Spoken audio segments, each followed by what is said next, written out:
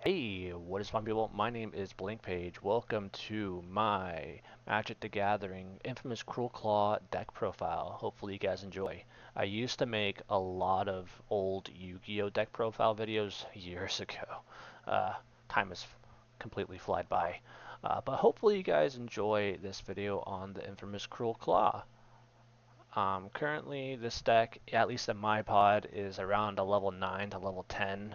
10 just being absolutely filthy disgusting, the degeneracy. So this is what my friends and I consider a level 9 or level 10 deck. It can get much, much worse if we keep adding more disgusting cards to it, but as it is, it's already pretty filthy. But yeah, hopefully you guys enjoy this video. I'll just go over each card in this deck, and that way that you guys can then try and build it. Don't worry about the price tag on this deck. Just proxy it. Just straight up proxy it for 40 to 50 bucks. Paying 2,000 bucks for a deck of just cardboard and paper is just your wallet will hate you. So yeah, just do that. And yeah, let's go over the deck real quick. The infamous Cruelclaw, if you don't know what he is, he's a legendary creature, weasel, mercenary with 3/3. He has Menace. Whenever the infamous Cruelclaw deals combat damage to a player, exile cards from the top of your library until you exile a non-land card. You may cast that card by discarding a card rather than paying its mana cost. So all of the artifacts here, or at least all of the equipment spells in here, are going to make it to where the infamous Cruelclaw cannot be blocked, or he is harder to block. That way we can just vomit a bunch of really big creatures from our library onto the battlefield. And yeah, some of these are some huge cards, some game enders that you can summon early on as turn 3, even some turn 2 in some cases, or turn 4. And usually by turn 3, 4, or even 5, if you summon some of these big creatures from your library, it's pretty much just, it's over. You'll become uh, target number 1 for sure. Everyone's going to turn on you, but it might be too late for them already. I've had some games where my friends instantly conceded because I summoned some stupid creature like this one right here. This one's disgusting. I summoned that on turn 3 and my friends all scooped. So yeah, with that said, I'm not just going to go every card in this deck. Hopefully you guys enjoy. And I'll start with the lands. So we got Badlands, add a swamp or a mountain. Command Tower, can't go wrong with that. Mount Doom, that's a pretty cool card. Reliquary Tower, got no maximum hand size, don't gotta worry about too much draw. Rogue's Passage can make your commander unblockable. We got 18 mountains and 18 swamps, altogether 41 lands. We don't run that many instant spells in this deck because we honestly don't need to. A lot of our creatures are going to do that for us. So yeah, I got Murder. If you want to add more, feel free to do so, but a lot of these creatures in here are going to mess up your opponent's board for you. Enchantments, I got Animate Dead, super good card. And we got Virtue of Persistence, also a super goated card. As for creatures, we got 28 of them. We got Ancient Brass Dragon, a super good dragon. Ancient Copper Dragon, another awesome Elder Dragon. We got Arden, the Usurper. He's from the Final Fantasy set. He's a new card. He's super cool. I couldn't help but put him in. Artisan of Kozilek. Yep, we got Eldrazi shenanigans up in here. Super disgusting. Blightsteel Colossus. Got Infect, 11 power. Your opponents will just instantly die. Crabomination. Disgusting card. Doomsday Excruciator. Filthy. Emrakul, the Promised End, and Emrakul, the World Anew. Itali, Primal Storm, one of my favorite dinosaurs. You gotta include it. It That Betrays. Kaverk, the Merciless. Carter, Doomscourge. He's one of the cards that I was thinking about taking him out and maybe putting something better in. He just makes it to where your opponents attack each combat if able and attack a player other than you if able. So he just goads. He's alright. He's okay, especially early on if you're trying to build up a board or trying to make it to where you can at least get your infamous Cruelclaw to attack someone. So he's pretty good. Kozilek, Butcher of Truth. Kozilek, the Great Distortion. Pathraiser, Ulamog. Shard of the Nightbringer. This is a filthy card. Sheoldred, Whispering One. She's one of my favorites. Suspicious Bookcase. Target creature can't be blocked this turn, so just put that on your infamous Cruelclaw and smack your opponent, and then hopefully you get something disgusting. The Lord of Pain. Ulamog's Crusher. Ulamog's Dreadshear. Ulamog the Ceaseless Hunger. Ulamog the Defiler. Probably the most filthy card in this whole deck. Ulamog the Infinite Gyre. Vincent Valentine, one of the new Final Fantasy cards. He's a flip card, actually. He's pretty cool. If he were to die while transformed, he just goes back to his other side tapped. So he's kind of hard. He's kind of sticky. You can't really get rid of him too easily. So he's pretty cool. We got Void Windowner. Your opponents can't play even cost cards. And then we got Xenos. He's another flip card. As this creature transforms, choose an opponent. When that chosen player loses the game, you win the game. So you can just bully someone out of the game. He's pretty gross. He's pretty cool though too. So he also can get rid of a lot of tokens.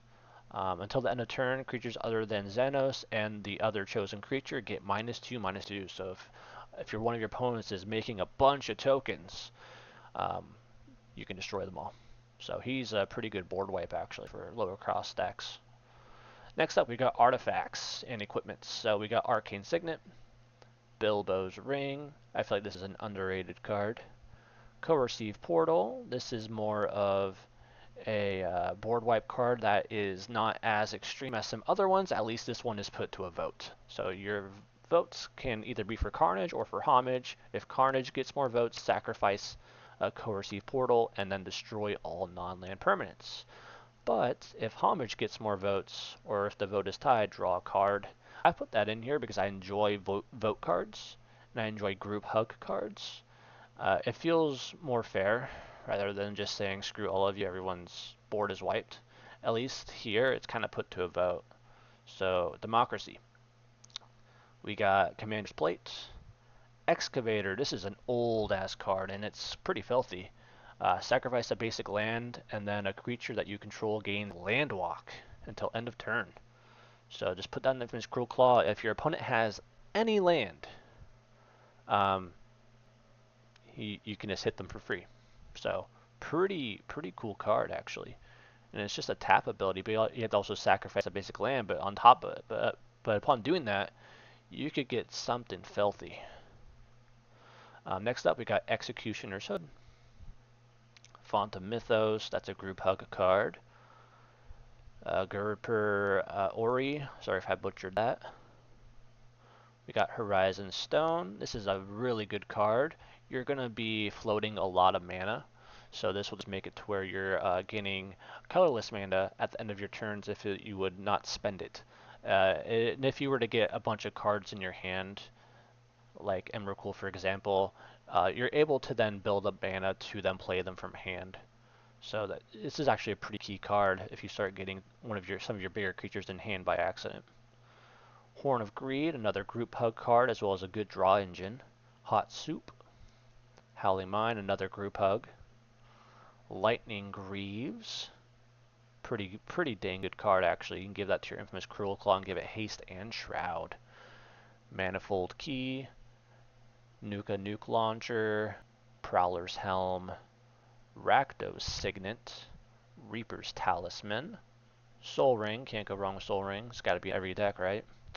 Temple Bell, Ring the Bell, you know, it's another group hug card.